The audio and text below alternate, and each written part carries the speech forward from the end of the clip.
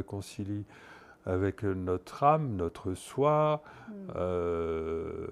Elle nous donne les clés de comment est-ce qu'on peut faire pour maîtriser son futur. Pas contrôler, hein, mais comment est-ce qu'on peut aller vers son meilleur futur. Elle nous permet de construire notre futur avant qu'on y soit. Ouais. C'est quand même pas mal. Je trouve que c'est une pensée très libératrice. C'est très libérateur. Ouais. C'est une pensée très libératrice. Et c'est la physique qui nous y invite. Ouais, c'est ça qui est génial. Ouais, c'est vrai. Ouais. Alors, la deuxième étape par laquelle j'ai envie qu'on passe, Philippe, c'est une chose que vous dites aussi, bien sûr, qui est accepter que le hasard n'existe pas.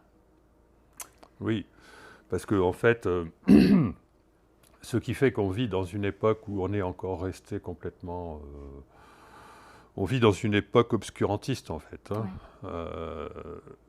Bon, allez, on va dire que il y a eu la science qui, au XVIIe siècle, est née, vraiment la science moderne est née avec Descartes, Pascal, etc. Et ensuite, il y a eu le siècle des Lumières, qui est en fait le siècle de l'extinction des Lumières. On a oublié un mot. C'est-à-dire au XVIIe siècle, ça y est, la science est née, waouh! On a compris que tout est mécanique. Ouais. Donc ça c'est super, et c'est vrai que tout est mécanique. Hein. Mais au XVIIIe siècle, le siècle des Lumières, on a rajouté à ça, tout est matériel. Et donc on a tout rigidifié. Et l'âme ne peut pas exister, etc. Parce qu'on a voulu aller un peu trop vite en déduisant des équations. Les équations, c'est un outil, il ne faut pas confondre l'outil avec la réalité.